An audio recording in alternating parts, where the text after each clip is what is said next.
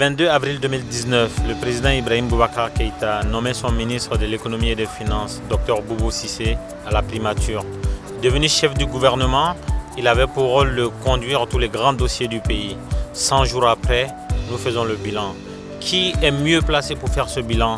Ce sont les administrés, les Maliens. Nous allons donner la parole aux Maliens pour qu'ils s'expriment sur les 100 premiers jours de Boubou Cissé à la tête du gouvernement du Mali. Les thèmes choisis sur lesquels les Maliens s'exprimeront seront l'économie, la sécurité, la santé, l'éducation, le front social. Nous verrons ce que les Maliens ont pensé de ces 100 premiers jours, comment ils jugent les actions ou l'inaction du Premier ministre Boubou Cissé à la tête du gouvernement malien.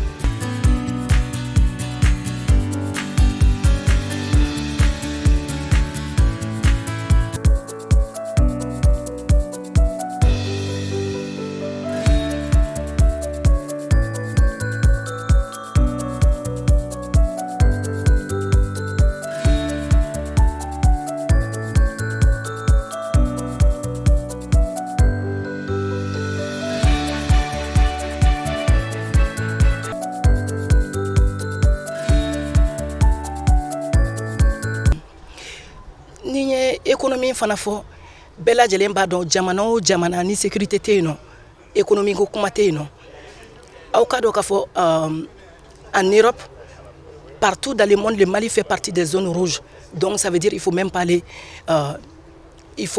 investir là-bas parce qu'à tout moment tout peut péter et au bébé sur la mun fait au bébé sur la sécurité de fait tout est lié au fait maintenant exemple kelen wɛrɛ d'aw ma par rapport au centre actuellement en filɛ seliba wagati de la centre mɔgɔw de bɛ na ni saga ni misiw ye pour k'u feere mais an bɛ yɔrɔ min na an bɛ saga min san kunu 15,000 bi pour que i ka se k'o saga sɔrɔ i bɛ taa sɔrɔ o saga bɛ 70,000 de la donc tout ça c'est les conséquences de la sécurité donc économie min fana filɛ nin ye quand je regarde Boubou Cissé pour moi il est même plus dangereux que les vieux Mali filɛ nin situation min na ale yɛrɛ bolo personnellement baara bɛrɛ tɛ premier ministre bolo. Le Premier ministre n'a pas beaucoup de boulot jusqu'à ce qu'il est encore ministre de l'économie.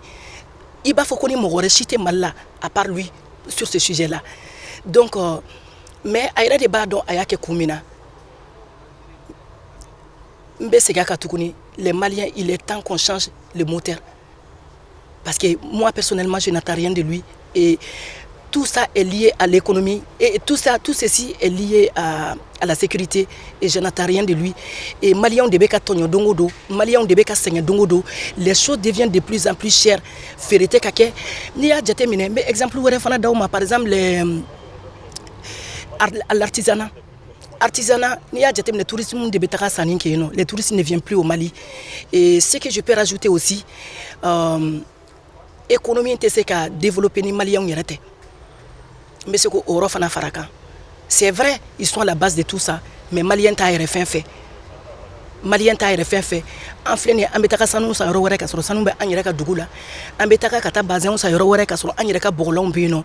N'an yɛrɛ Malien kelen o kelen filɛ nin ye, si on consommait malien, an bɛɛ bɛ bɔgɔlan don, an bɛɛ bɛ dalifini don. Tout ceci pouvait au moins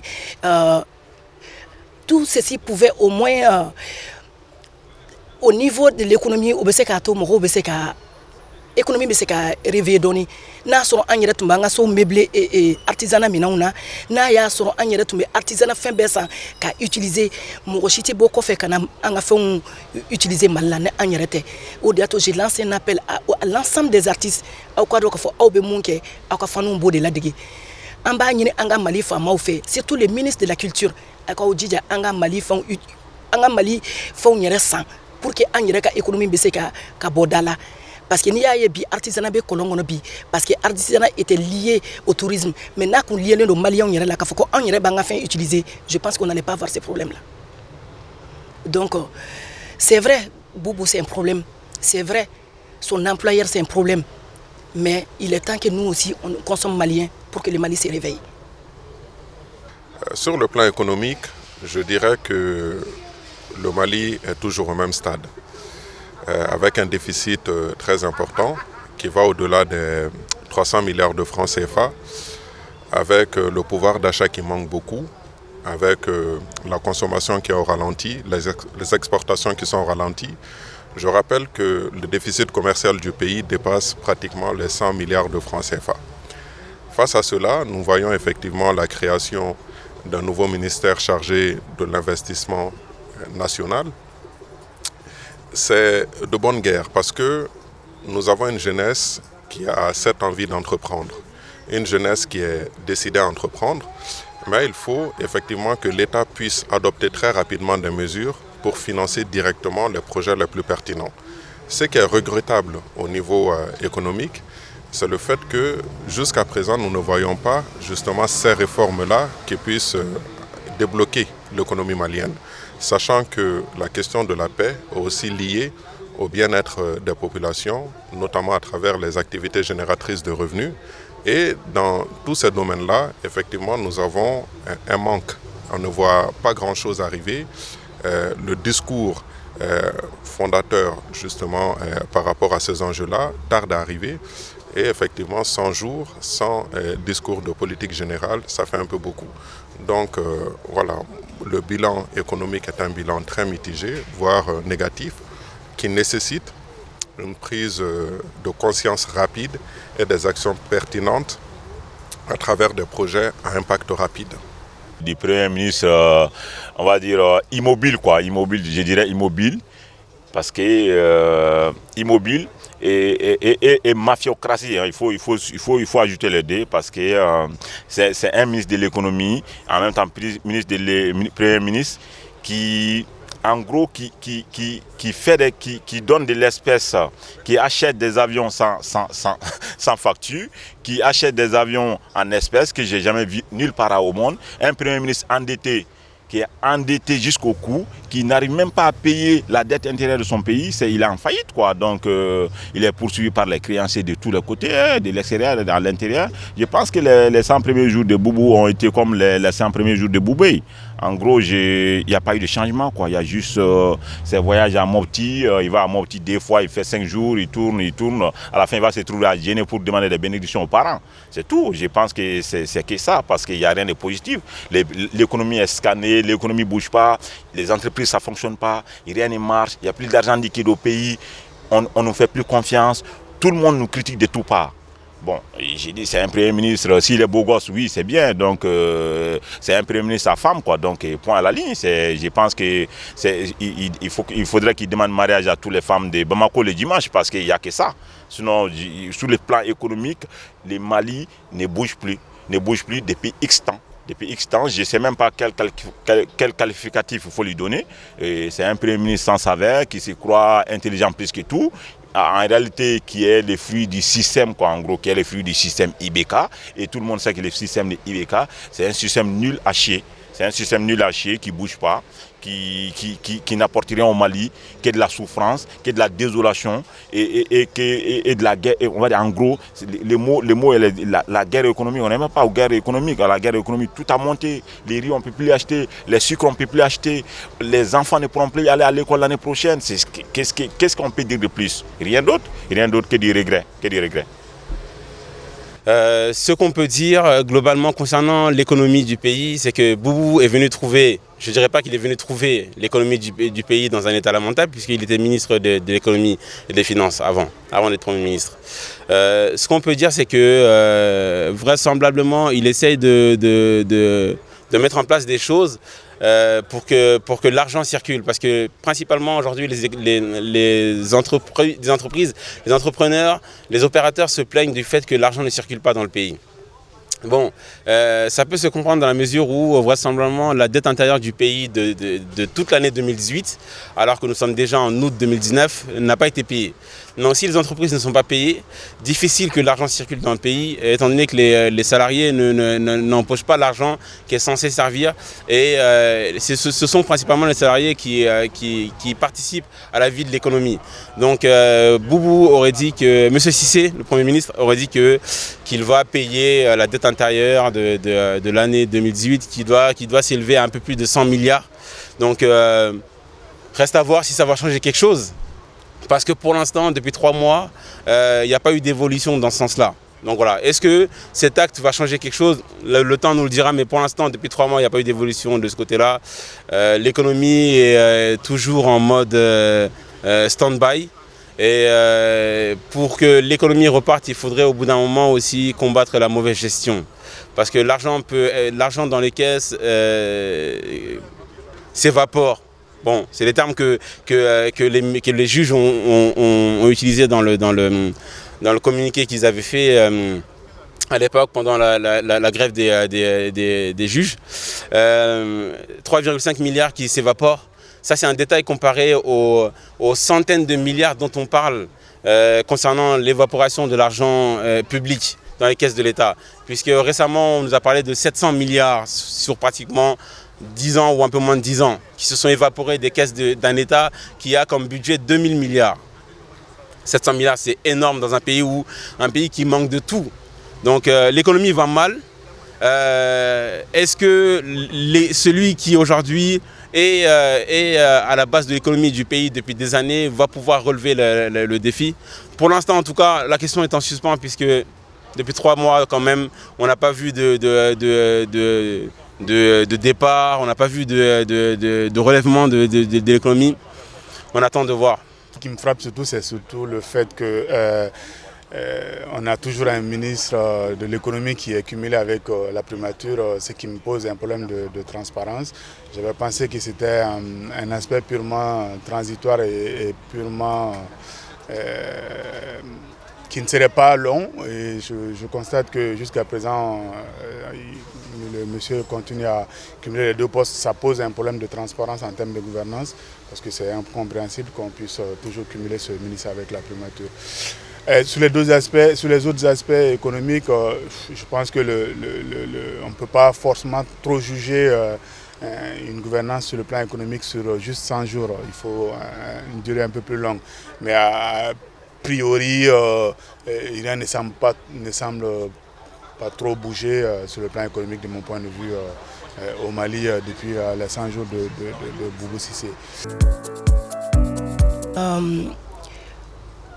N'a fɔra k'an ka taa sécurité niveau là, et ça fait un moment, moi personnellement je n'attends rien de Boubou, parce que j'ai toujours dit que les problèmes même c'est les présidents en fait, parce que ça fait plusieurs fois qu'ils changent les premiers ministres. C'est comme une voiture, à plusieurs reprises on change les pièces d'une voiture, c'est que c'est le moteur qui n'est pas bon.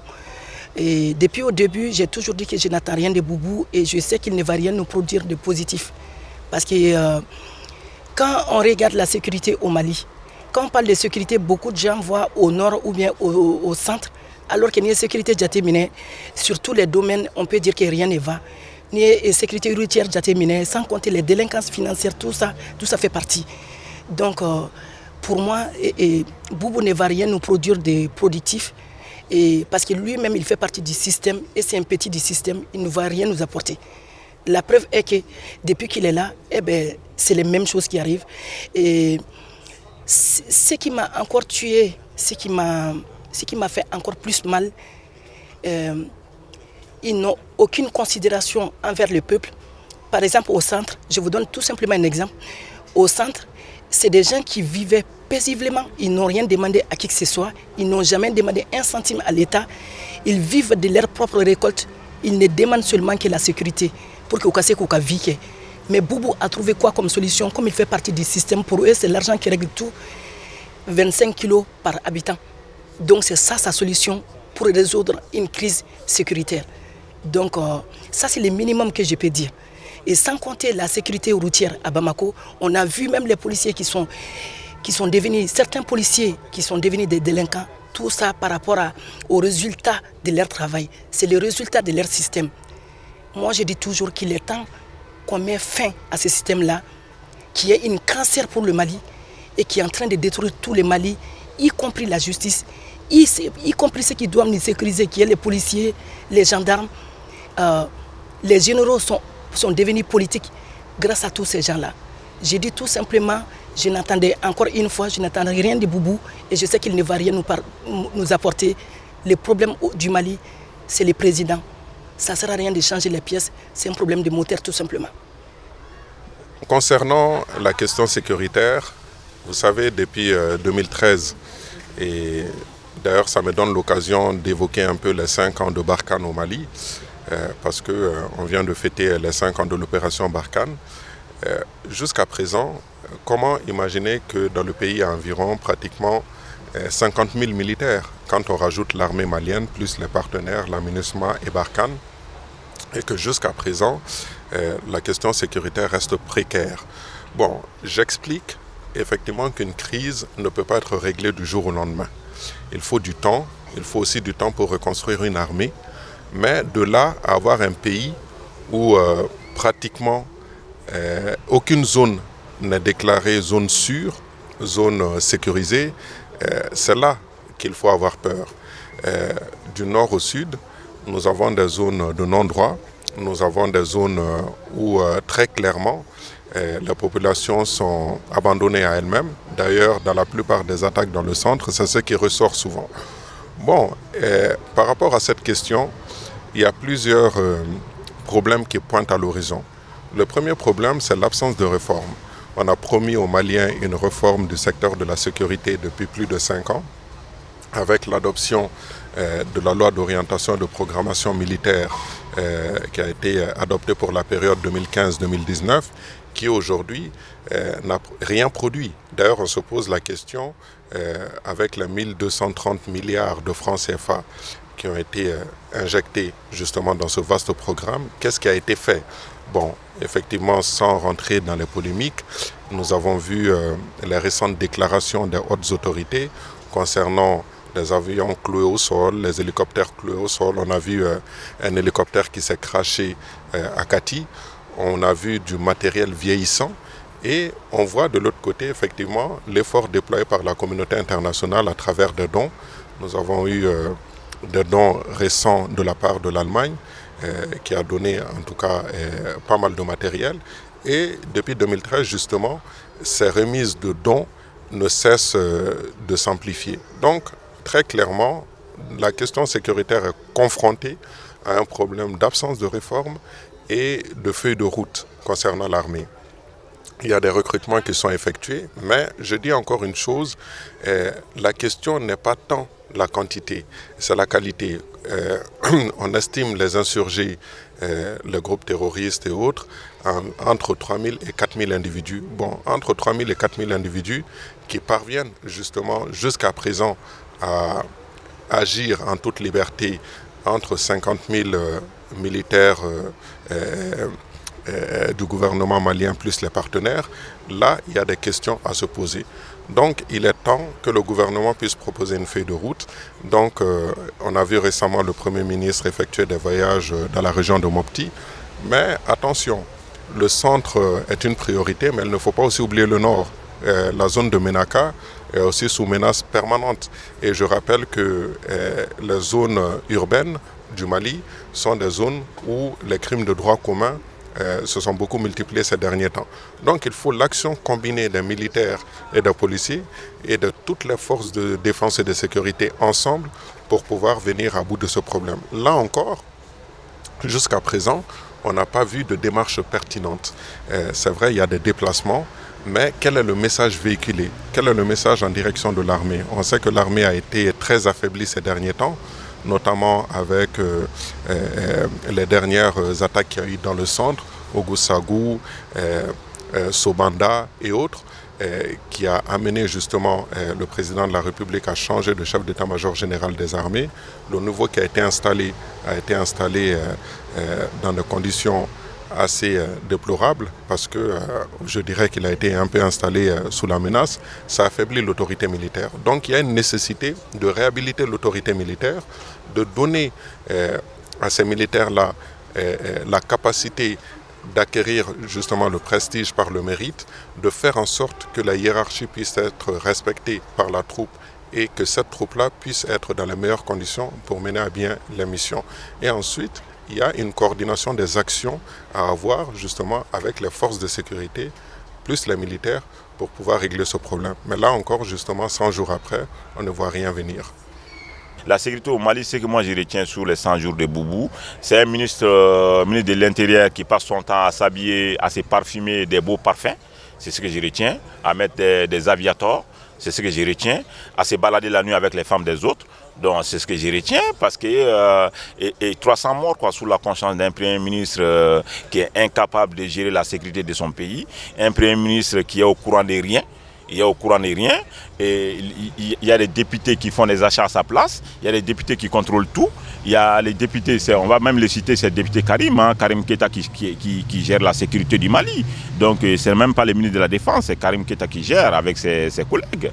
Donc c'est devenu Grenko quoi. Donc Maliko Teble a créé Grenko. Donc si tu es dans les grands de Karim, donc tu fais ce que tu veux. Donc ils te font sans appareil, sans facture, sans garantie, en liquide en plus. Et bon, si tu es un Premier ministre qu'on achète des trucs sans facture, c'est ça qui me met vraiment, je sais pas, qui me met en colère, même pas en colère. C'est une déception. C'est la faillite de l'État. La faillite de l'État est là. L'insécurité est partout. De Kona à Madjakui, de Madjakui à Yuaru, de Yuaru à Ansongo, il n'y a rien qui va. Si n'importe qui peut se promener avec quoi que ce soit, le Premier ministre il est là, il voyage tous les 10 jours à Mopti, je ne sais pas ce qu'il va faire à Mopti, tous les 5 jours il est là, on dit que oui, pour les 100 jours, oui, il y a eu moins de morts, oui, il y a eu moins de morts parce qu'il y a eu une mobilisation internationale, ce n'est pas sa politique. Lui, sa politique maintenant, c'est vraiment consoler ses amis qui sont au pouvoir, le ministre de la Défense qui n'est même pas un, et les directeurs des renseignements qui est un DJ, qui s'appelle, je ne sais pas, MC Diawara. Donc lui, il passe ses nuits dans les boîtes de nuit, on le sait. Donc ces Michel sont toujours là. Ils sont là aux frais de l'État, qui ne bougent pas, ils ne font rien. Donc c'est ça qui nous inquiète en plus. Parce que si un gardien, il est tout le temps sous, ils sont tout le temps sous.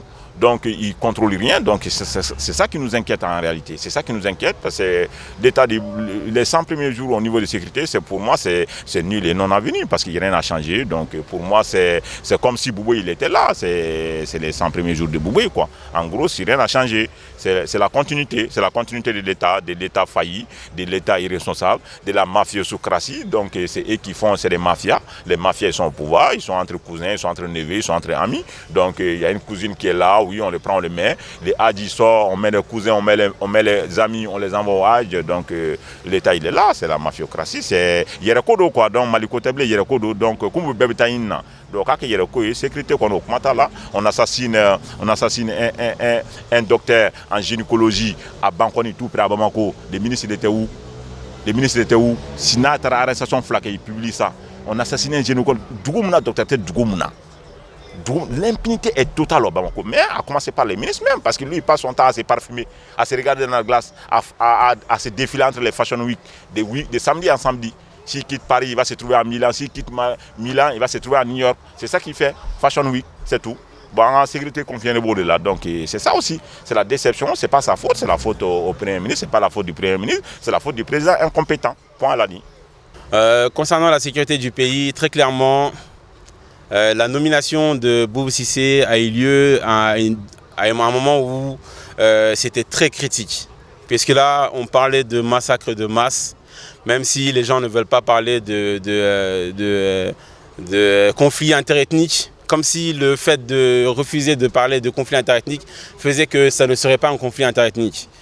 Même si en vérité c'était des bergers et des agriculteurs qui se battent. Finalement, les agriculteurs, ce sont des Dogons et les bergers, ce sont des Peuls. Voilà, qu'on le veuille ou non, c'est un conflit interethnique.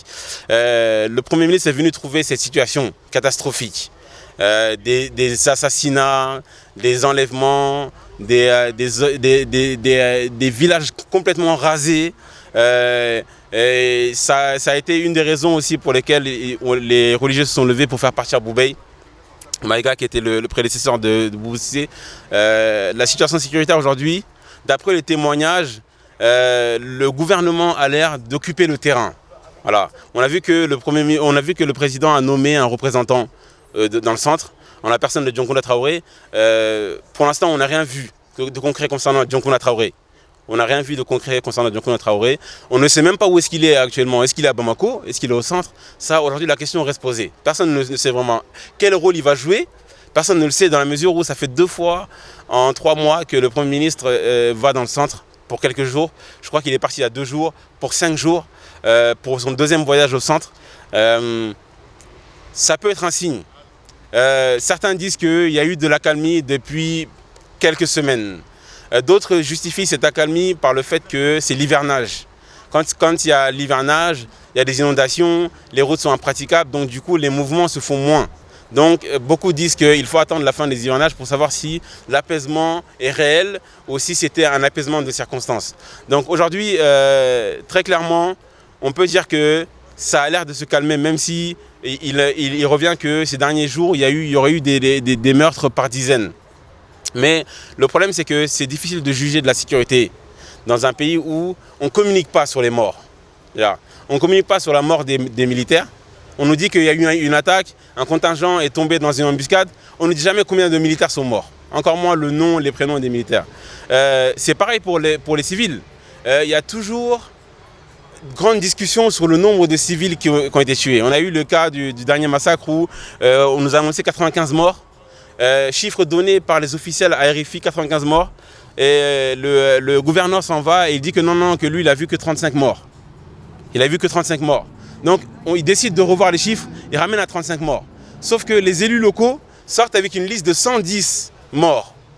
Bon, donc finalement, difficile de juger de l'impact sur le terrain tant que la communication ne donne pas la réalité des choses. Voilà. Parce que quand la communication reste entre les mains des autorités, ils disent ce qui les arrange.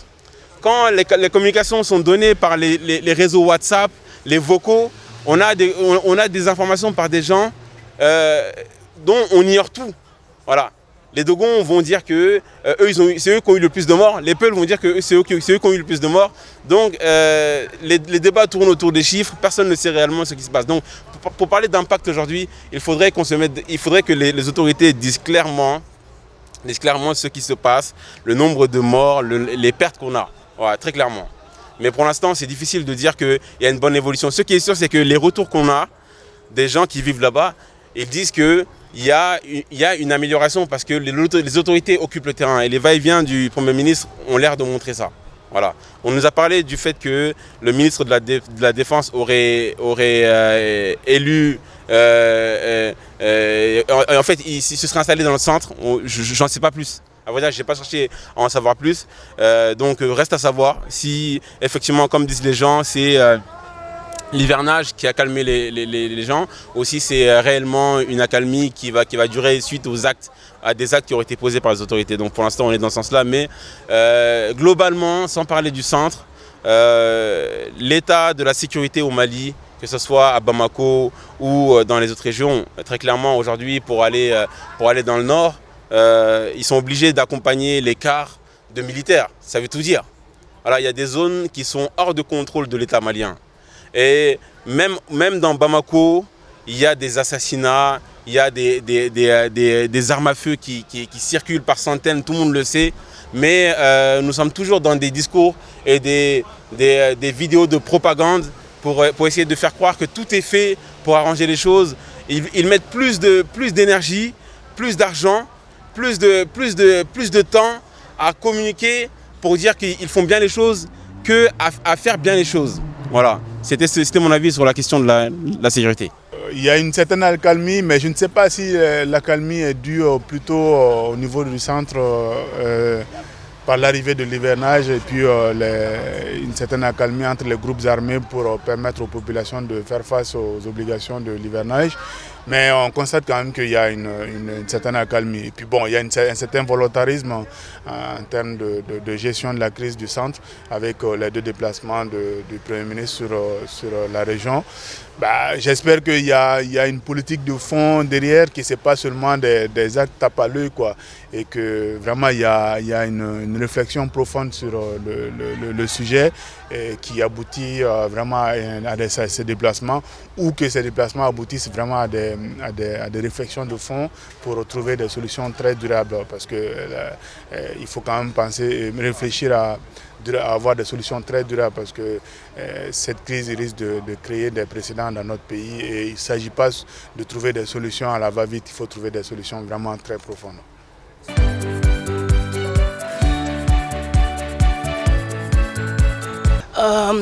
Au niveau santé, j'accorderais de l'importance à Boubou, un tout petit peu d'importance à Boubou les jours quand je vais lui voir opérer sur le lit de l'hôpital de Gabriel Touré ou à Poingé. Parce que se soigner au Mali aujourd'hui, c'est devenu un luxe. Et pour qu'il frappe au Mali, il y a Kenya, au Kembe luxe, tout le monde n'a pas accès.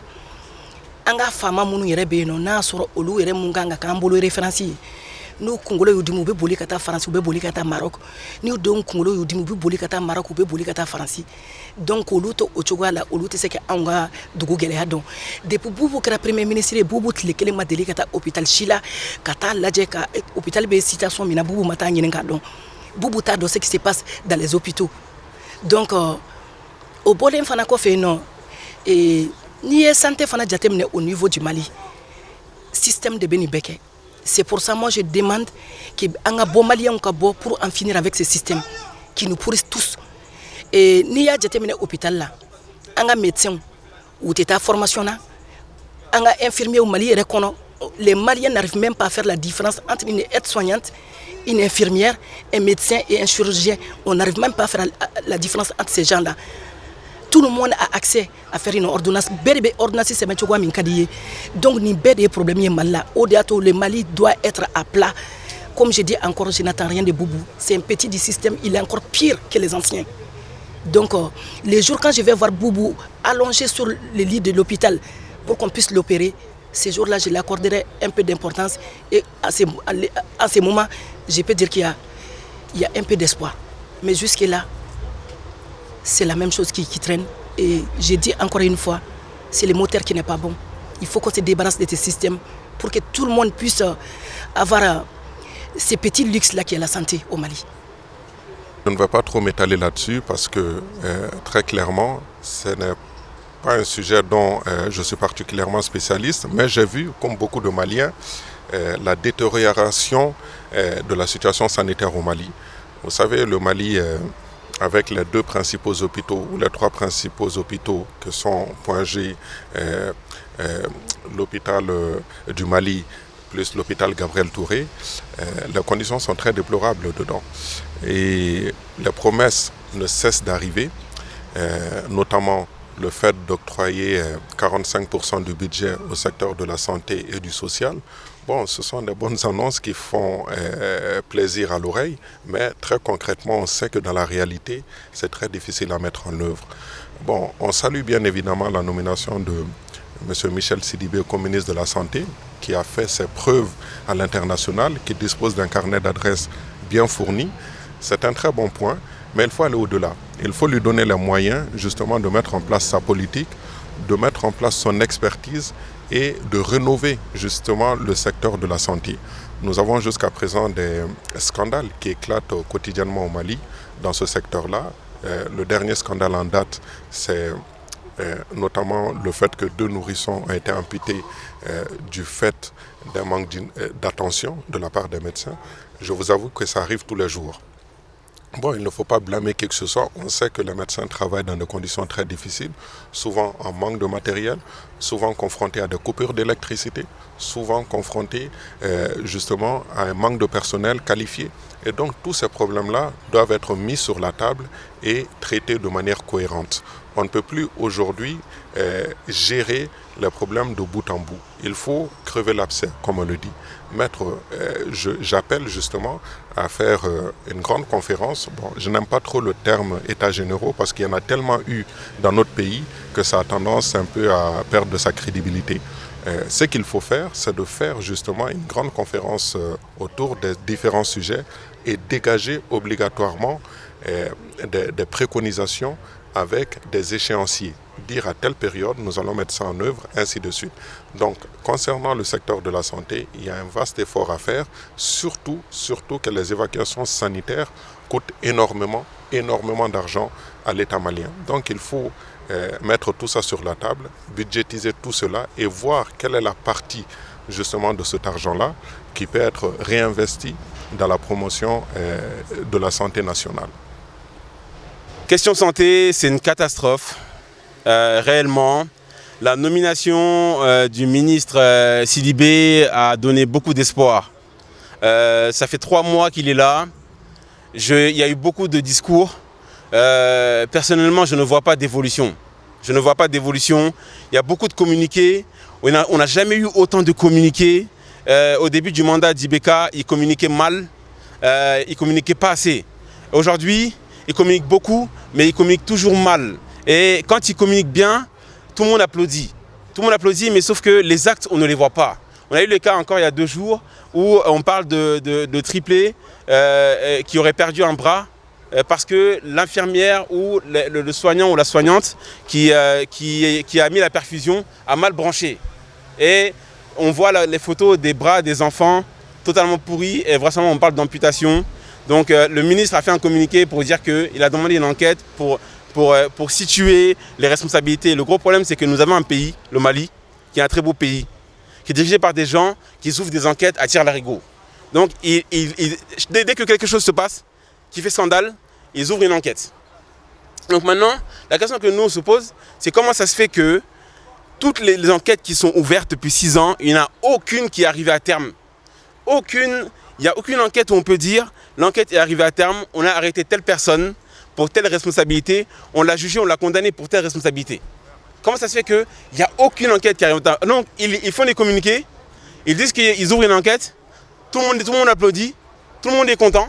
Donc maintenant, on reste assis.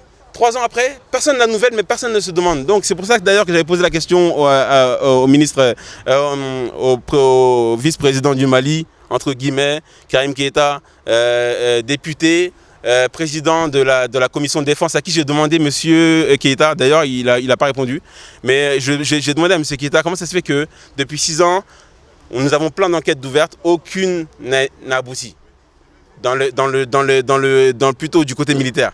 Donc il me dit qu'effectivement lui-même il est frustré parce qu'il a posé la question au ministre. Lui-même il n'a pas de réponse, il est frustré. Ensuite il se reprend et il me dit de toute façon même si j'avais une réponse concernant les FAMA, je ne vais pas répondre à la question concernant les FAMA sur le sol français. Parce que c'était pendant le colloque à l'Assemblée nationale française. Je ne vais pas répondre aux questions concernant les FAMA sur le sol français, encore moins à l'Assemblée nationale française. Et puis il me rétorque que si je veux des réponses, il faut que je vienne à Bamako à son bureau pour discuter avec lui. Bon, j'ai pas eu le droit de réponse, sinon ce que je voulais dire c'est que moi je travaille et que j'ai pas que ça à faire de prendre un billet d'avion pour aller m'asseoir dans le bureau de quelqu'un qui me dit que déjà que lui-même il n'a pas de réponse. S'il n'a pas de réponse, c'est ça quoi que j'ai à Bamako pour chercher une réponse. Donc la santé, pour revenir à la santé, c'est qu'aujourd'hui nous avons un pays de 1 240 000 km² avec une population de 18 millions d'habitants, des caisses de l'État qui sont vidées constamment pour acheter des villas, construire des villas, acheter des 4x4, payer des go. Des go, c'est des copines, aller au pèlerinage, acheter des belles voitures aux enfants, à la femme, aux copines. Et malgré ça, les gens arrivent quand même à mourir d'AVC et de maladies qui pourraient être traitées. Aujourd'hui, si vous voulez être soigné de maladies concrètes, il faut prendre l'avion pour aller en Tunisie, il faut prendre l'avion pour aller au Maroc, il faut prendre l'avion pour aller en France. Combien de Maliens ont les moyens de faire ça? Très peu de Maliens ont les moyens de faire ça. Mais l'élite malienne vide les caisses pour leur propre confort personnel. Donc, leurs femmes vont accoucher à l'extérieur. Eux-mêmes et leurs enfants sont soignés à l'extérieur. Tant que ça se fait, ils ne vont jamais utiliser l'argent du pays pour mettre en place au moins un seul hôpital digne de ce nom dans le pays. Parce que l'hôpital principal du pays, qui est Gabriel Touré, d'ailleurs j'en profite pour saluer Jimmy Kanté, qui est sur ce dossier-là depuis longtemps, qui d'ailleurs fait partie des victimes de cette situation chaotique de la médecine malienne. Ce que je veux dire, c'est qu'aujourd'hui, la situation de la santé malienne est catastrophique. Et il n'y a aucune excuse autre que le manque de volonté politique, le manque de compétences dans les services de santé maliens. Aujourd'hui, le critère principal pour être recruté, ce n'est pas la compétence. C'est qui est-ce que tu connais, qui tu es pour être placé. Tant qu'on est dans ces considérations-là, la santé malienne ne va pas s'améliorer. Il faut déjà commencer par interdire les évacuations sanitaires sur le dos de l'État malien, avec l'argent du peuple, pour envoyer soigner une élite qui ne fait que s'enrichir sur le dos de la population. Le ministre est là depuis 3 mois. Il est temps que des actions concrètes soient mises en place. Il est temps que des actions concrètes soient mises en place. Il y a eu beaucoup de communication, il y a eu beaucoup de va-et-vient, des visites, de contrôles. Au bout d'un moment, il faut que les choses se fassent. Il y a le plus grand hôpital du Mali, l'hôpital Gabriel Touré, est dans un état catastrophique. Il manque de gants, il manque de l'essentiel. Dire que dans le principal hôpital du pays, on manque de l'essentiel, mais c'est quand même honteux.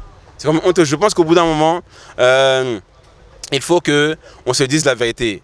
Les médecins qui font du business sur la santé, ils ne le font pas sans que les ministres soient au courant, sans que l'État soit au courant. Tout le monde le sait. Les évacuations sanitaires, c'est aussi un business sur le dos de l'État. Il faut qu'au bout d'un moment, certains pays l'ont fait. Ils ont investi pour construire un vrai hôpital et finalement, ils ont interdit l'évacuation sanitaire pour ceux qui peuvent être soignés sur place. Voilà. Donc, je pense qu'au bout d'un moment, il faut qu'on fasse les choses sincèrement. Et faire les choses sincèrement, c'est-à-dire qu'il faut mettre en pratique ce qui est réel dans les autres pays, dans le monde entier. Parce que les ministres, les directeurs qui viennent se soigner avec l'argent du pays ici, ils devraient être un peu jaloux, les hôpitaux dans lesquels ils viennent se soigner. Prendre l'avion, faire 7 heures de vol pour venir se soigner dans un pays étranger. Je pense que pour quelqu'un qui a passé 30 ans, 40 ans en tant que cadre d'un pays, ça doit être un peu humiliant. Pour quelqu'un qui a un peu d'honneur, je pense que ça doit être un peu humiliant. Aujourd'hui, l'état de la santé malienne est chaotique et l'espoir que le ministre la nomination du ministre a donné, j'espère que cet espoir-là ne sera pas perdu. Mais ça fait 3 mois et 3 mois, ça fait très long. Ça laisse le temps de mener des actions qui apportent des résultats concrets. Vraiment, je pose toujours la question parce que je suis abonné à une page qui s'occupe de la santé. Ça, c'est Jimé Kanté quand même. Je ne vois pas que des belles choses sur sa page. Hein. Donc, je vois que les scanners de l'hôpital Gabriel Touré ne fonctionnent toujours pas. Je vois que l'instabilité continue dans cet hôpital-là toujours. Et puis, je vois quoi? Je vois qu'à Pongé, les machines de dialyse qui ne fonctionnent pas. Je vois aussi qu'il y a un ministre qui ne parle jamais de santé parce que lui-même, il est en bonne santé. Il va se soigne dehors, quoi. Donc, comme tout le monde. Bon, c'est des gens qui sont heureux, quoi. Donc, l'Obi Djabougou là, il y a l'Obi Djabougou là, donc la population trime. Surtout, c'est la saison des pluies au Mali maintenant. Tout le monde sait que il n'y a jamais eu de prévention. De toute façon, ils n'ont pas le temps. Ils n'ont pas le temps pour tout ça. Et bon, au niveau sécuritaire de la santé, je ne vois même pas quel ministre se soigne à Bamako. Je ne vois pas. Net, on t'a donné. Je ne vois pas. Le ministre de la Santé, on a où il a nommé il n'y a même pas 2 semaines, il dit qu'il y a un camion qui a disparu avec les médicaments. J'ai jamais vu ça nulle part au monde. Et puis, il fréquente des escrocs. Tout le monde sait que c'est des escrocs aguerris, connus et su de tout le monde. Au nom de Biyala, il se promène avec ce monsieur qui est escroc international. Tout le monde le sait. Donc, je ne vois pas. Je dirais que le monsieur il était à Genève, il a oublié la pratique des Suisses. Hein, moi, je pense. Hein. Le ministre de la Santé a oublié la pratique des Suisses. Au départ, on disait oui, il est bon. Mais à la fin, lui, il est plus corrompu que les autres parce qu'il n'y a pas 3 camions qui peuvent se volatiliser comme ça. Tandis qu'il savait que la route est dangereuse, il y a les MINUSMA, il y a l'ONU qui pouvait acheminer ces médicaments-là par voie aérienne. Donc ils ne l'ont pas fait, c'était sciemment, c'était prévu. Comme c'est la mafiasocratie, c'est la mafiazo, donc ils font tout pour se remplir les poches, même au détriment de la population des pauvres aussi. Sur la santé, je constate qu'il y a beaucoup d'annonces, beaucoup de communiqués. Bon, après, je peux aussi toujours dire que c'est aussi une période relativement courte pour pouvoir juger sur les résultats. Mais il y a beaucoup d'annonces, mais il y a moins d'actes concrets avec le plateau technique de nos hôpitaux et puis les médecins, le corps médical qui continue à se plaindre en termes de traitement. Je pense qu'il y a encore beaucoup de choses à faire. Et les espoirs étaient vraiment permis quand on a vu l'arrivée de M. Sidibé à la tête du ministère de la Santé. Mais force est de constater que voilà, il y a beaucoup plus de communiqués que d'actes concrets, quoi.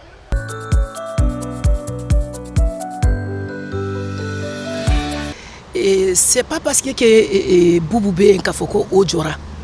Nous savons tous qu'on a des rebelles politiques au Mali. Ces rebelles politiques, moi je ne vois pas de différence entre eux et qui sont les Tcheblin Dramé. Je ne vois pas de différence entre eux et les rebelles qui sont logés, nourris à l'hôtel de l'amitié. Ils sont à l'hôtel de l'amitié parce qu'ils ont détruit toute une nation. Aujourd'hui, le Mali se trouve dans cette situation, c'est grâce à ces terroristes et rebelles. Et tous ces grands sexuels, c'était aussi par rapport à ces rebelles politiques qui sont les Tcheblin Dramé.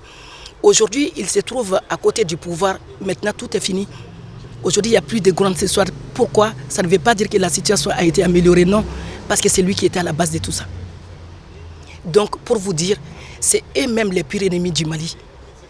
Mais je ne les en veux pas. J'en veux à cette jeunesse qui a accepté d'être sacrifiée. J'en veux à cette jeunesse qui n'a même pas d'avenir. Aw faw sera ka mun k'an ye, an baw sera ka mun k'anw ye, anw tɛ se k'o kɛ Ala yɛrɛ ye, jango ko ka taa kɛ den ye. Ninnu ta ɲalen don ka ban. Ne bɛ mun f'aw ɲɛna. U b'aw utiliser, j'ai toujours dit. Je me souviens à la manif du 5 avril. J'étais contre cette manif-là parce que j'ai toujours dit qu'ils vont utiliser les bas peuples comme un escalier pour arriver au sommet. Bi sommet soro au bebana. Ako problème tout quoi problème ye tuguni. Ako haminanko tout quoi haminanko tuguni. Ako haminanko tout quoi haminanko ye. Et moi je vous dis encore, il est temps que vous preniez votre destin en main. Parce que awuli la awbisa, awmawuli awbisa.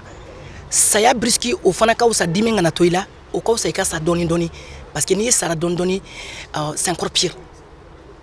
Mais c'est qu'au droit des fois, les groupes sociaux, ça ne finira jamais en tant que les Maliens ne sont pas bien dans leur vie. Il faut qu'il y ait une justice au Mali. Il faut que Beka Fourake, Dr Sokelena, il faut que la justice soit équitable. Donc pour moi, il faut que les groupes sociaux ni moro la fiara pour m'amener.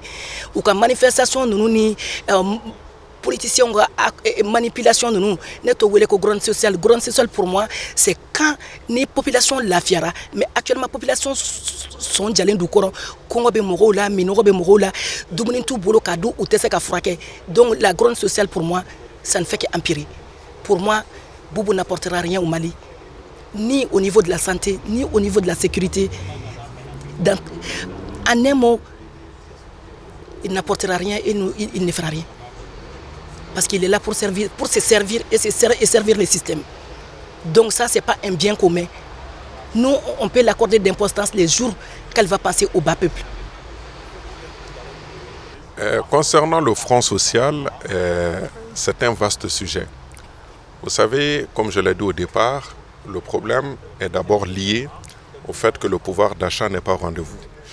Au Mali, nous avons beaucoup de fonctionnaires pauvres, il faut le dire, c'est un problème énorme. Les dépenses contraintes, à savoir payer le logement, payer la nourriture, payer l'électricité, payer l'eau, est un véritable calvaire pour celles et ceux qui travaillent pourtant. Et je ne parle même pas de ceux qui ne travaillent pas, parce que quand on touche justement au chômage, particulièrement au chômage des jeunes, les chiffres officiels font un état de 10 à 11%. Mais la réalité, je ne serais même pas surpris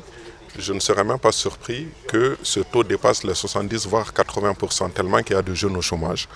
Donc le Front social est aussi une grande priorité. Donc il faut prendre à bras le corps le problème, régler le socle de la nation. Et le socle de la nation justement, c'est de faire en sorte que l'ensemble des Maliens puissent accéder à un travail qui puisse les payer, sortir les jeunes du chômage. Et effectivement, il y a eu la promesse sur les 200 000 emplois auxquels, à titre personnel, je n'ai jamais cru parce que la création d'emplois ne se décrète pas. Il faut un processus, il faut un scénario pour pouvoir petit à petit permettre aux entreprises d'embaucher et à l'État de créer les conditions favorables pour que les jeunes puissent être embauchés. Quand on regarde, il y a beaucoup de secteurs qui peuvent justement être des secteurs créateurs d'emplois. Je pense notamment au secteur de l'assainissement, au secteur des nouvelles technologies et au secteur agricole et agro-pastoral. Donc, ces différents secteurs peuvent permettre, en tout cas à une large majorité de la jeunesse malienne, de retrouver du travail et d'apporter une certaine accalmie sur le front social.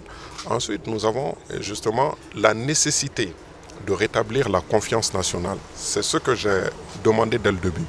J'ai dit qu'il faut que le gouvernement s'engage. À la nomination du docteur Boubou Cissé, c'est ce que j'ai proposé. J'ai dit qu'il faut que le gouvernement s'engage sur un pacte républicain, social et sécuritaire. Ce pacte-là aurait fixé un cadre et aurait parlé à l'ensemble des couches sociales du pays. en disant voici dans tel secteur ce que nous allons faire, voici dans tel secteur ce que nous allons faire et apporter des solutions concrètes. Malheureusement, là encore, le cadre n'est pas fixé et personne n'est capable de dire à ce jour quelle est la solution envisagée pour permettre aux Maliens d'accéder à un meilleur avenir ou tout simplement d'accéder à un meilleur quotidien.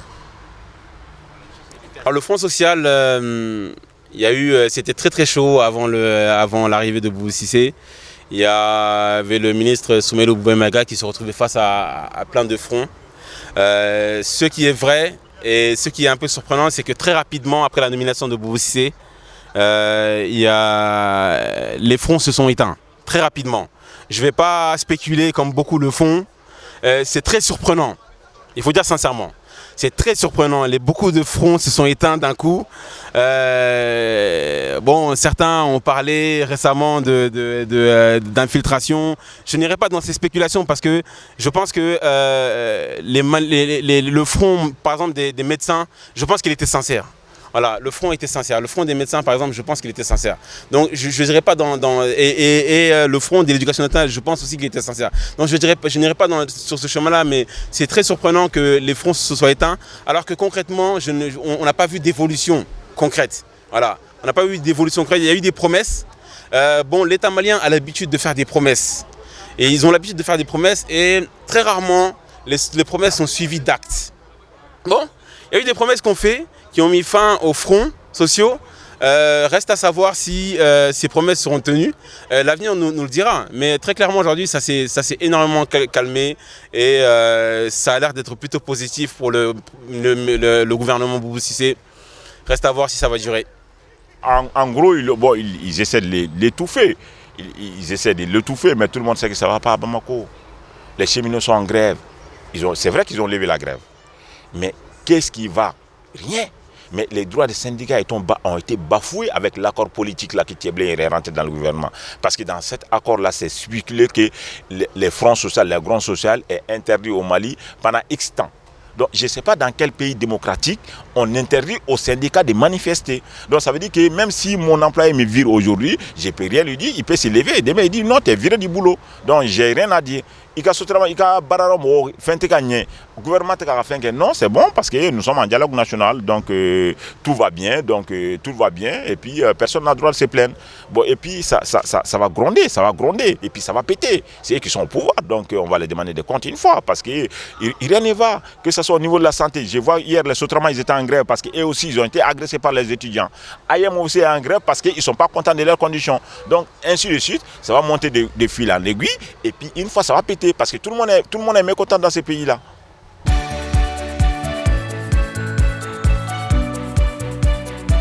Quand on parle de l'éducation, il y a, comment on appelle ça, il y a l'école, l'éducation, il y a l'éducation à la maison aussi.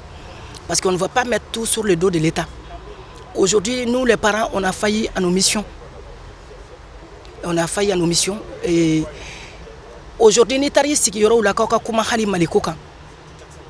les gens sont là,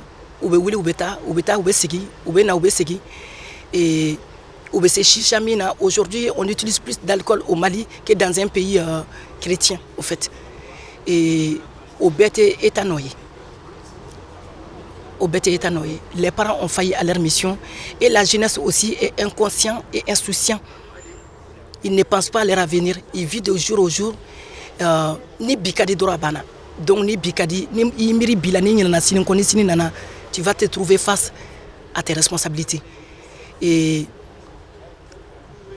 État ka jore e munyo la oye drogue be circuler Mali kono comme il veut. Et globe bi Mali kono comme il veut, rien n'est sécurisé. Ni ye ajate mine drogue te se ka dona soro ko fe mo na soro douane ni fon buka baraka nyama.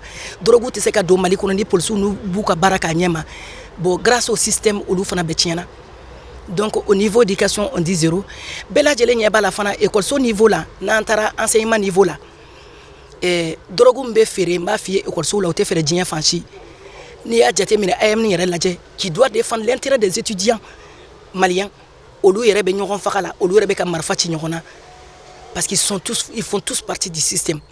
Et au fana bolen ko fetuguni Mali école so kumato ko parce que on y tara j'ai eu la chance de faire certaines universités au Mali pour les sensibiliser sur la carte Nina.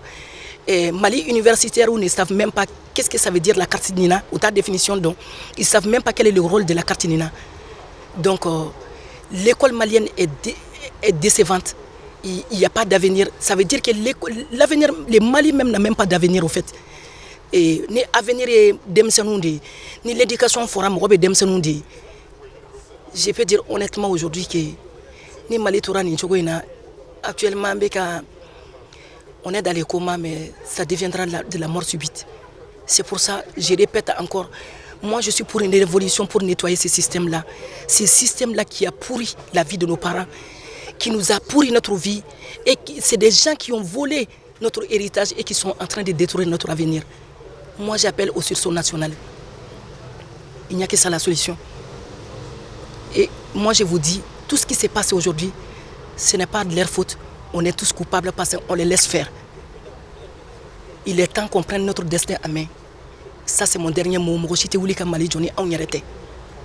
Je suis pour la révolte populaire, pour faire un vrai nettoyage au Mali, pour un avenir meilleur pour tous les Maliens. Le système éducatif est vraiment le problème,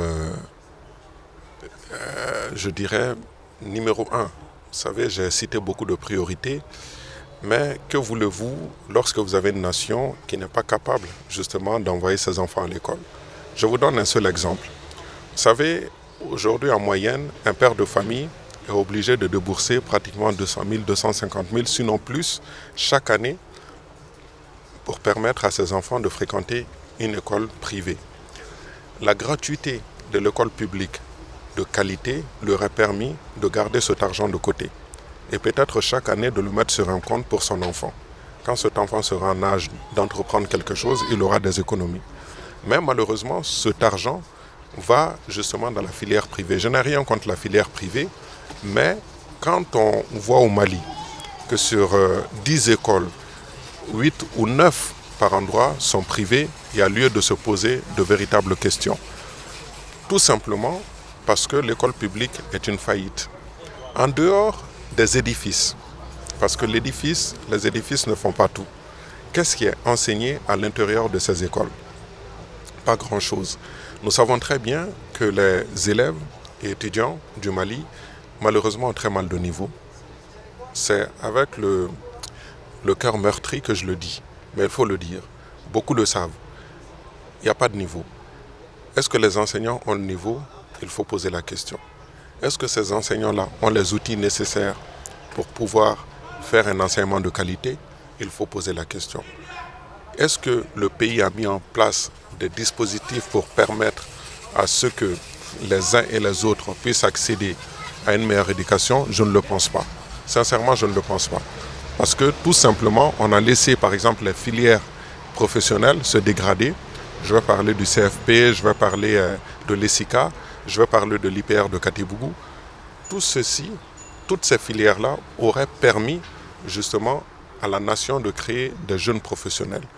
Et quand on regarde de plus en plus, à chaque fois, effectivement, il y a des scandales autour de ces sujets, encore une fois, la fuite des sujets du DF, ainsi de suite. Tout ça ne nous grandit pas. Mais une chose est sûre, nous sommes en train de perdre sans doute la deuxième, voire la troisième génération du pays. Parce qu'à chaque fois qu'une année n'est pas bien remplie, c'est une génération qui est laissée sur le bord du chemin. Et ça, il faut très rapidement trouver une solution parce qu'une génération, c'est 20 ans. Donc chaque année, le pays creuse son retard. Et sans une bonne instruction, sans une bonne éducation, une nation ne peut pas prétendre ni au développement, ni au bien-être. Il faut que le pays se retrousse les manches et puisse faire en sorte que l'éducation soit au cœur des enjeux. L'éducation malienne, je pense que c'est la même chose que la santé. La santé, hein, on va juste se répéter dans la mesure où les enfants des cadres vont étudier à l'extérieur avec l'argent du pays. Il faut qu'on se dise la vérité. Des cadres qui touchent 200 000, 300 000 francs par mois, même 400 000 francs par mois, 500 000 francs par mois, ne peuvent pas envoyer leurs enfants étudier à l'étranger. Il faut qu'on se dise la vérité. Tous ceux qui envoient leurs enfants étudier, les cadres, je précise bien, parce qu'il y a des Maliens qui ont les moyens d'envoyer leurs enfants à l'étranger. Les cadres dont les revenus sont connus et qui envoient leurs enfants à l'étranger alors qu'ils n'ont pas les moyens d'envoyer leurs enfants à l'étranger doivent être jugés. Dans un pays normal, ce sont des cadres qui doivent justifier de la provenance de leurs revenus, de la provenance de leur richesse qui leur a permis d'envoyer leurs enfants étudier à l'étranger. Ils vident les caisses de la santé pour se soigner à l'extérieur. Ils vident les caisses de l'éducation pour envoyer leurs enfants étudier à l'extérieur. Pendant ce temps-là, la majorité des enfants du pays sont dans un système scolaire chaotique. Là où aujourd'hui, la priorité, ce n'est plus d'avoir des connaissances, la priorité, c'est d'avoir un diplôme. Donc on paye pour obtenir un diplôme. C'est devenu la règle au Mali. Plus personne ne court après la connaissance. Chacun cherche à avoir un diplôme. Tout le monde est docteur, professeur, tout le monde est cadre. Mais quand on discute avec les gens, on voit très rapidement les lacunes de l'école malienne. Je pense que là-dessus, ça va dans le même sens que la santé, donc je ne vais pas me répéter très longtemps. Il faut taper du poing concernant la corruption. C'est avant tout le principal problème de tous la principale source de nos problèmes, c'est la corruption, que ce soit pour la santé ou l'école. Et ça quand même, l'éducation, on n'en parle pas en Mali parce qu'il n'y en a pas. L'éducation, on ne peut pas en parler au Mali parce qu'il n'y en a pas. Nous-mêmes, nous sommes victimes de tout ça. Nous sommes victimes de tout, nous sommes victimes des IBK.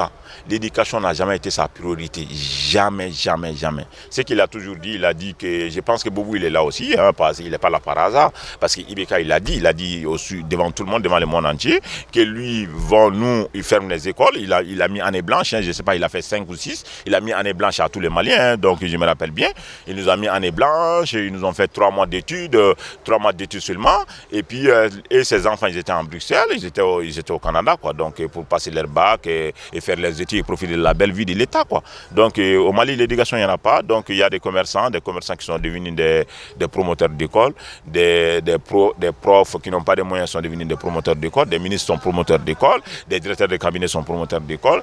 Donc l'école, ça va à tout va. L'école publique, n'en parlons pas parce que ça n'existe plus au Mali. Donc dans un pays pauvre où toutes les écoles sont à 1 million de francs CFA par an et il n'y a pas d'école publique. Donc c'est ce que j'arrive pas à comprendre. Bon, c'est sciemment fait exprès. Hein. Donc les fils des pauvres, ils rentreront en 6e, 4e. Donc ils vont faire menuisier, mécanicien, tout ça. Et même leurs enfants, ils sont en Belgique, ils sont en Espagne, ils sont en Canada, ils sont en France. Donc on va dire, vivement les changements générationnels. Hein. Donc ça sera même les mêmes. Hein. Donc Boubou aussi, il profite de cet égarement, quoi. Donc et on s'enlève, on met un neveu, on met un ami, on met un fils d'un ami. Donc c'est ça l'école malienne aujourd'hui. Donc nous, on dit, moi je suis victime des IBK. Je suis victime des IBK. Je suis victime des IBK pour les fautes que j'ai faites. Je suis victime des IBK de ne pas trouver du boulot au Mali parce qu'il n'y a pas d'école. Je suis victime des IBK parce que... Pourquoi je suis victime des IBK? Parce que je suis victime des IBK et parce que l'ENI, ça ne marche pas. Je suis victime des IBK parce que ESICA, ça ne marche plus. Je suis victime des IBK parce qu'on ne forme que des juges, que des administrateurs dans l'ENA. Rien d'autre. Je suis victime des IBK parce qu'au Mali, il n'y a pas de diplomate, il n'y a pas une école de diplomatie, il n'y en a pas. Il n'y en a pas. Donc, sur 100 et quelques diplomates, il y a 60 qui ne sont pas diplomates de formation. Donc, nous sommes tous victimes des IBK parce qu'avec ces années blanches, de ces écoles-là, ces années à des mois, là, ou à 3 mois d'études, je ne vois pas quel pays fait avancer avec celui-là. Merci. L'éducation, ça n'a pas beaucoup changé. Hein. Bon, après, on ne peut pas changer une éducation en 100 jours. Mais moi, j'ai manqué beaucoup de volontarisme en termes de... Bon, c'est vrai ils ont répondu positivement aux revendications du corps de l'éducation pour mettre fin à la grève et puis permettre aux enfants de faire les examens. Mais moi, je constate toujours que le niveau de l'éducation baisse chaque année et qu'il n'y a pas de politique... il y a une politique mais qui ne me semble pas très adaptée à nos réalités en termes d'éducation.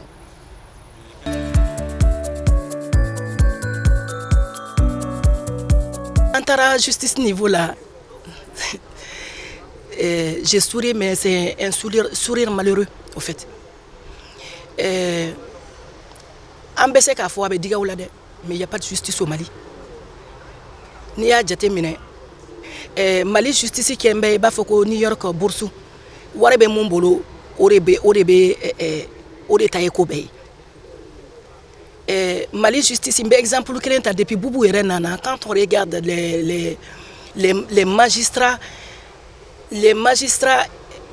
qui ont fait grève, qui ont été manipulés par l'opposition, ces magistrats maîtres chanteurs au taraka promotion taka doluma Donc ne be se ka Boubou ka gouvernement situé au niveau de la justice, que Boubou ka gouvernement c'est la promotion des rebelles au fait. La promotion des destructeurs du pays. Nebe Boubouka gouvernement au niveau justice, Nebe Boubouka gouvernement Kodi. Il beta plainte déposé donc comme côté qui a war détourné, il beta police sola, il beta war sadro, au moment qui a war détourné, ou beta war di obebo et beta la koyekenema. Et avec tout ça, nous les dialogue social ça fait rire parce que sans la justice il n'y aura jamais la paix. Quand on vient à la justice, Nebe Boubou nebe bonya da Boubou mbe à considérer bonya était minimum de considération. Nebo da kan de domina na ye rebel munu nyanga jamana chi. Rebel munu nyanga jamana takanga jina teka taka do bogola plus de 10 000 morts. Au sababu bora rebel munu na kafoko état malien be ko loger ko blanchi, ils sont dans tous les états, dans toutes les conditions. Alors que mogo munu be no ou ma finge mogola ou ma jeke mogola ou lube kata ko bla kasola. Bon mogo munu ye jamana chi ou lube ka entretenu par l'état malien. Au Bolen Kofé, Kocha Mankera Malla, il y a 4-5 ans de cela, Algérie on a war de tourna 165 millions. Ministrité n'est pas ce moment. Premier ministrité n'est pas fomouni. Ou fond fait flenye n'est à fo benyana. Mais au luka war d'alen flé moroka seken kanyani kuka war nyene Algérie. Algérie ka be war sur chokomina bela jelen badon. Ou luka war détournera par le consulat. Par un employé du consulat, je dirais consulat, parce que ni be barake banque la ni banque moye wari nyagami. C'est comme si ni banque de kanyara wari nyagami. Au luka wari nyagami nate au chocolat. Et fouille ma voilà. Donc la justice c'est comme la bourse de New York. Fangabe moamina justice yo otigi détaillé. Et encore une fois, j'attends rien de Boubou. Parce que lui-même il est pire que les anciens. Il n'apportera rien à ces pays-là. Il est temps qu'on les nettoie. Mais au cas dont, ni dialogue social ni nkuma fin fait besena, ni be foudé, sariya kana jamana kono be placé ka dima, mogobe ni mun kaka o de kanga dima. Mais jamana kono, mogo munu be tianinke. Le gouvernement de Boubou est la promotion des destructeurs du pays. Nebe a une justice bébé ola. Donc encore une fois, j'appelle au sursaut national. Ni fama ou mouka placé donc ou de outako blaye ou besira yorula. Moi j'appelle encore à ça, aux révoltes populaires. Ces gens-là ne vont rien nous apporter et ne nous apportera rien. Toujours c'est les mêmes mots. Boubou era ente jigala. J'ai toujours dit en tant que son patron qui est là, qui est Ibeka, il n'y aura rien parce que c'est son 6e président et 6e premier ministre. Donc au cas où il faut qu'on me côté. C'est le chef d'État même qui n'est pas bon parce que Boubou Tina Sekata Foyken qui est en désaccord avec le président. Il sera là pour servir un système. Il sera là pour servir une personne. Ni justice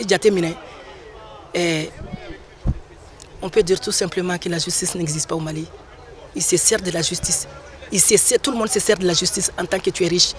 Excusez-moi, la justice est comme une prostituée au Mali. Les plus offrants l'emportent. Malheureusement. Et c'est très dur pour la jeunesse malienne. J'espère que vous prenez conscience du danger qui vous arrive. La justice, récemment, vous savez, la justice malienne a fait l'objet de beaucoup de critiques. Et les critiques sont des critiques qui font peur. Parce que quand on pointe du doigt la corruption au sein de la justice, ça veut dire qu'il n'y a plus d'État. On ne peut pas aujourd'hui soupçonner un État dont la justice, on ne peut pas soupçonner de la justice d'un État que celle-ci soit corrompue. Ce n'est même pas imaginable. Mais lorsqu'on arrive justement à entendre ça de manière récurrente, tout simplement, ça veut dire que le pays est dans une situation où, excusez-moi du terme, c'est la loi de la jungle. Chacun fait ce qu'il veut sans pouvoir compter sur un État impartial, capable de rendre la justice, et ça, c'est là que ça devient dangereux.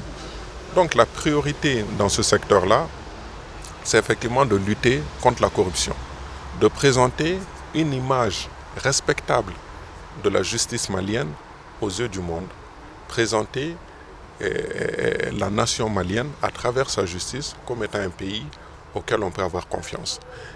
Sans la justice, il est très difficile de mettre en œuvre des processus liés au développement, liés à l'investissement productif, liés à tout.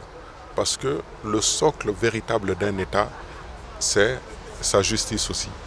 Donc, ce domaine-là, je pense qu'à l'image des autres domaines, il faut des réformes pertinentes. C'est pourquoi je salue justement la décision du nouveau ministre de la Justice d'aller vers une loi d'orientation de programmation. Donc je pense que cette loi-là va permettre justement, en tout cas je le souhaite, de fixer le cap. Il ne faut pas que cette loi-là ressemble à celle qui a été votée pour l'armée, ce serait dramatique. Il faut que cette loi-là soit vraiment une loi pertinente dans sa mise en œuvre. La justice, il y a eu aussi la nomination de Malick Coulibaly qui est venu avec de l'espoir. Beaucoup de gens ont dit du bien de lui, beaucoup de gens continuent à dire du bien de lui. Beaucoup disent que 3 mois, c'est pas assez pour réformer la justice. En vérité, je pense que 3 mois, c'est pas assez pour réformer la justice, mais il y a des choses qui ne nécessitent pas de réforme, juste une volonté politique. Notamment les rapports du bureau des vérificateurs généraux. Ça ne nécessite pas de réforme. Il suffit juste de remettre les rapports à la justice et de laisser les procureurs et les juges faire leur travail. Donc la justice aujourd'hui donne l'impression d'être verrouillée, clairement. Comme a dit Ibeka, heureusement qu'il y a sa fibre musulmane, sinon il y a beaucoup de gens qui allaient fuir le pays. Autrement dit, il a les pieds sur le dossier. Il a les pieds sur les dossiers, ce qui est totalement normal, ce qui donne clairement l'impression que la justice est politisée, la justice n'est pas indépendante, la justice n'est pas autonome.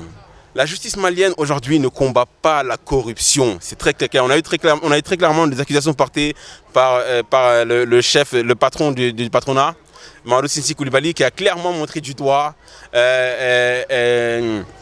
le patron de la Cour suprême, voilà, M. Tapili. Et il n'y a eu aucune suite. Le ministère n'a pas demandé une enquête. Il n'y a eu aucune suite. L'affaire s'est laissée est morte comme ça. De sa belle mort, ça n'a choqué personne. Personne n'a interpellé le responsable, personne n'a demandé d'enquête. Ça donne l'impression qu'on s'est mis d'accord sur le fait que l'impunité doit régner dans le pays. La justice, clairement, aujourd'hui au Mali, la justice juge des petits dossiers, mais pour ce qui est des gros dossiers, des gros responsables, de la corruption, très clairement, la justice malienne fait semblant. Voilà. Je ne dirais même pas qu'elle fait semblant, la justice malienne est morte vis-à-vis de ça. Donc ne me parlez pas de réforme, que Malick Coulibaly doit prendre le temps de faire des réformes. Mais il n'y a pas besoin de réforme pour juger des corrompus. Voilà, il y a des fonctionnaires aujourd'hui qui vivent largement au-dessus de leurs moyens. Il faut leur demander de justifier la provenance de leurs revenus. Point. Il n'y a pas besoin de réforme pour ça. Donc il faut qu'on se dise la vérité. Aujourd'hui, la justice malienne est à l'arrêt comme la plupart de tout ce qui touche le Mali aujourd'hui, malheureusement. Voilà. Bon, la justice a des visettes. Nous, les Maliens de la diaspora, on a un rancune contre la justice parce que Duralex Sadex, et tout le monde se souvient de cette phrase du célèbre latin Duralex Sadex, hein, les profs de justice, les docteurs en histoire et en géo et de l'école parisienne, et les philosophes en chef, l'académicien Ibeka, qui sélectionne qui il faut mettre en prison, qui ne pas mettre en prison. Nous, l'histoire de Guinée, ça nous reste à travers la gorge quand même, qu'un président de la République décide sciemment de priver quelqu'un de sa liberté sous prétexte que cette personne lui a critiqué. J'ai jamais vu ça nulle part au monde si ce n'est pas le Mali. J'ai jamais vu ça dans aucun régime si ce n'est pas Ibeka. Vraiment, ce président, c'est ça Ibeka-cratie, quoi. Donc lui, la démocratie pour lui, personne ne me critique, j'ai tout le temps raison. Donc la justice est à mon ordre et à mon service. La justice est politisée et les parquets est aux ordres de l'État. Donc c'est ça qui est grave dans le Mali d'aujourd'hui. Mon Mali pleure tous les jours de ces injustices-là. Il y a des enfants, il y a des femmes qui pleurent parce que leur papa est en prison pour rien, pour 2 ans, 3 ans. On nomme un nouveau ministre qui dit qu'il est propre, qui est censé, qui connaît la justice, mais les prisons maliennes sont remplies d'innocents, des gens qui n'ont pas eu de jugement depuis 2 ans et demi. Donc c'est trop grave cette histoire. Donc au Mali, on peut dire qu'il n'y a pas de justice. La justice est corrompue. Le premier d'entre eux est accusé par les chefs du patronat. Donc il n'a pas été démis de ses fonctions jusqu'à présent. Il est là, il court des jours heureux. généreux. Donc c'est ça la corruption, la justice. Et on va dire, si je parle de la justice, il faut parler de l'injustice aussi. Au Mali, c'est l'injustice, c'est chacun pour soi, Dieu pour tous quoi. Donc Nitra ni juge ni wardi, les plus offrants, ils gagnent le procès. Donc c'est ça. Ibeka il met quelqu'un en prison parce qu'elle lui a critiqué, c'est tout. C'est ce que tout ce que je retiens de la justice malienne, c'est que les présidents sur un coup de fil président, on met quelqu'un en prison. Donc c'est ça que je retiens. C'est la ibécratie. Donc c'est plus la démocratie. C'est vraiment la désolation totale et on est montré du doigt partout. Tous les diplomates qui quittent le Mali nous montrent des doigts. On dit que la justice ne fonctionne pas. La justice ne fonctionne pas, la paix sociale ne peut pas fonctionner. Il n'y a pas de justice, il n'y a pas de sécurité, il n'y a pas de santé. Qu'est-ce qu'on va demander plus? Rien d'autre. On ne demande plus rien à ces présidents, à ces premiers ministres qui est là depuis 100 jours. Il ne peut rien apporter. Il ne peut rien apporter, juste assouplir les besoins de son tonton, parce qu'il l'appelle comme ça. Il l'appelle comme ça, hein, même pas monsieur le président, c'est tonton qui l'appelle. Donc on le sait déjà. Donc comme ils sont entre père et fils là, donc gérer en famille, donc le temps que le pouvoir reviendra au vrai peuple quoi, et la démocratie. Donc sinon là maintenant, je ne peux pas vous parler de justice au Mali, il n'y en a pas. Il n'y en a pas. Il n'y en a pas. Vraiment, il n'y a pas de justice au Mali. Donc même si on revient, je vais me répéter 10 000 fois, c'est la même chose quoi. Il n'y a pas de justice au Mali, c'est l'injustice. C'est Yeresarokedo. Fanga Sarokedo. Donc mon cas de Fanga Oroke. Donc, Diamanati Djotro là. Donc, mais Ibeka avec son Durales Sades là, ça dépend de qui il parlait. Parce que si c'est eux là, faut te boire là. Mais si c'est moi là, fais-moi boire là. Donc c'est ça qui fait la différence entre un pays démocrate et un pays qui n'est pas même un pays dictatorial. C'est vraiment un régime dictatorial que Ibeka a mis en place avec ses enfants, ses neveux, ses cousins, ses cousines, leurs maîtresses, leurs femmes et tout ça, avec leurs troisième et quatrième maîtresses aussi.